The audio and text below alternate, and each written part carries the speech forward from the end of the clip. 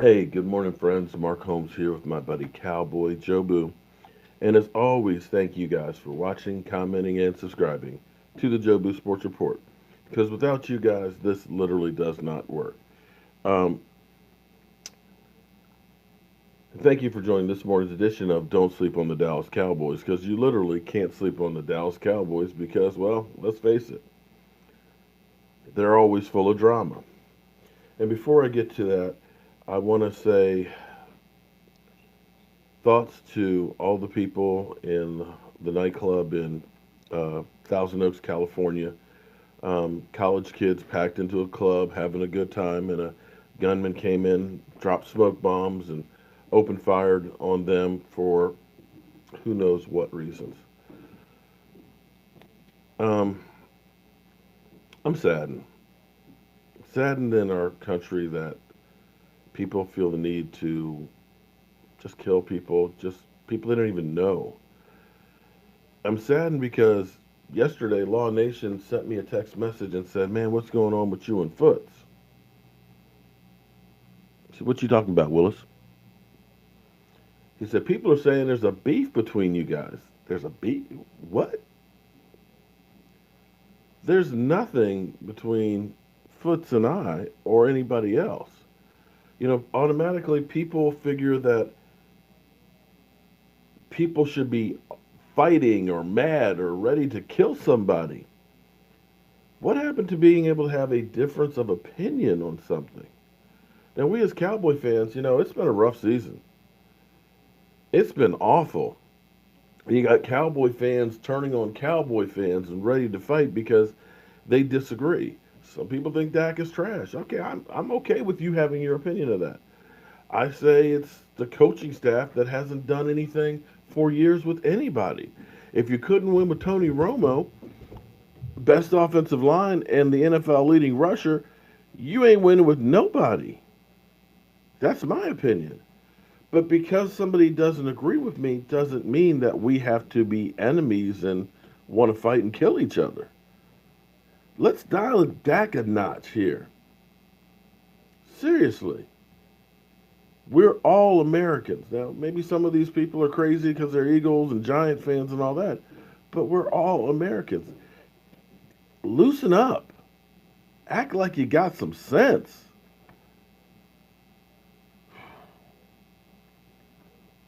I've seen a lot in my time, but I've never seen anything like what we're doing with right now. This is crazy.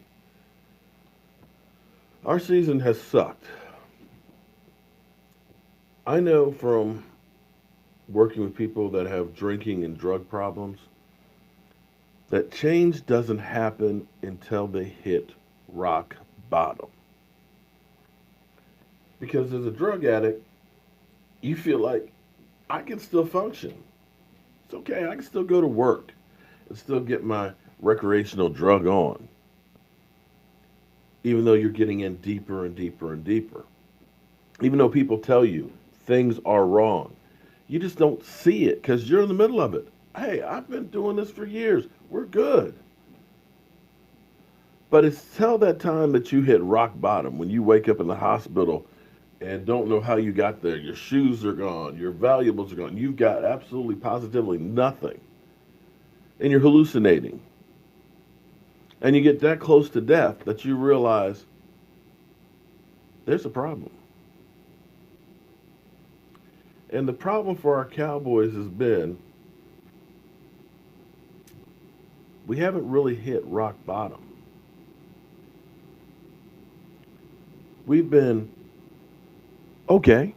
We've been close. Close enough to think that, a player here, a player there, if we just tweak what we got, we'll be okay. We'll be able to get to the promised land. But not really bad enough that you say, oh, there's Tony Romo got hurt, so, that's an excuse. It's not really a problem. We just had some bad luck. A few bad calls. Hence, Jerry Jones sticks with Jason Garrett. Now, we got the Philadelphia Eagles, the defending Super Bowl champions, the team that is now talking about how much they hate the Dallas Cowboys, the organization, the people, the fans, they hate us completely. They're trying to turn their season around. They get a win here against us, all of a sudden things look a whole lot better at 5-4 than 4-5. For us,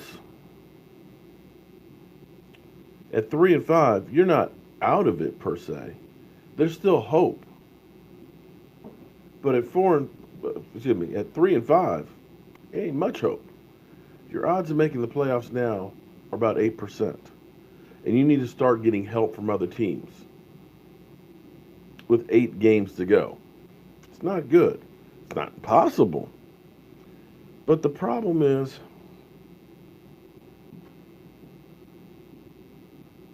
like last year, we were headed for rock bottom. Zeke Elliott was suspended. Tyron Smith was hurt. Sean Lee was hurt. The team seemed in disarray. The offense started going downhill. You know, you had Dak sacked 9 times in one game. And it looked like maybe we were heading to that rock bottom. But they turned around and won a few games in the end and ended up with the winning season. Hence, we said, you know, I can still go to work after getting stoned. We can still function. I'm okay. And that's where we are now. We're still stuck in that rut. So the question I have is, knowing Jason Garrett is a survivor, Jason Garrett had been going into that game 12-2 at games of being one game under 500. Average, mediocre. Not bad enough that you say, I've hit rock bottom, but not good enough to do anything. One playoff win.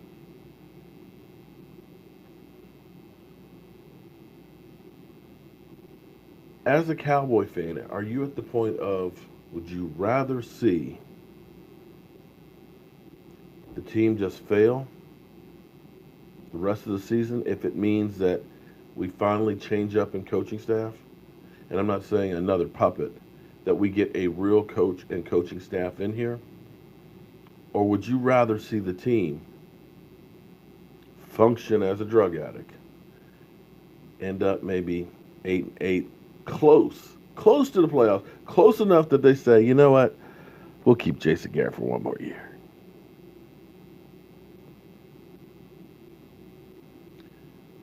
Because I just don't see it with this staff. I said this last year.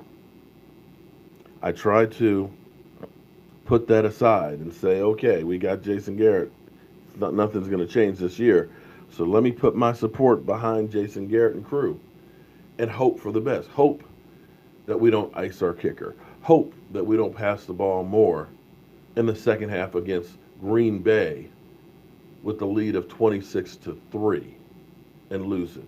Hope that we don't pass the ball in the second half not once but twice against the Detroit Lions and lose a big game. Hope that in 4th and 1 that we don't throw a deep pass instead of doing the prudent thing of running the ball, kicking up the first down, and taking off time on the clock. Thus, a catch, no catch. Hoping that we won't leave time on the clock for Aaron Rodgers to go down and beat us again. Hoping that we get better at managing the clock. Hoping that we get better at managing the players. Hoping that they'll get a little more creative. Hoping they get an offense that's not 25 years old and they start playing football like today's football. Hoping that all of these things would change. But just like a drug addict,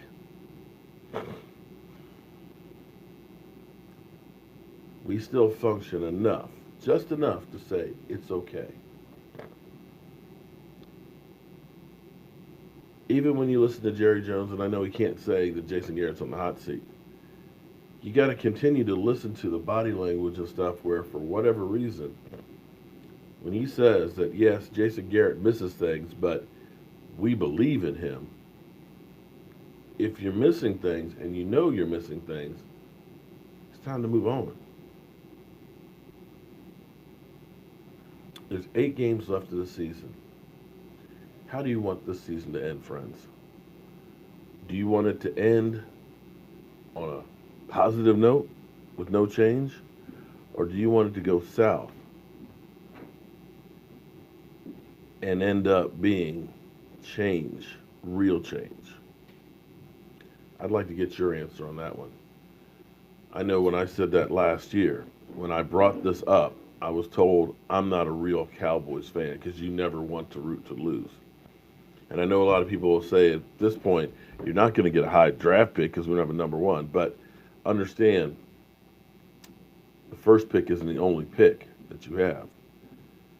If you end up being bad, your second pick is going to be higher. Your third round pick is going to be higher. Your fourth round pick. All those picks move up. And I'm not mad about Amari Cooper because I see a lot more talent with him than what we've had with other players. Whew. Thoughts and prayers to everybody out in California in that mass shooting. I'm Mark Holmes, and I'm praying for better days for everyone.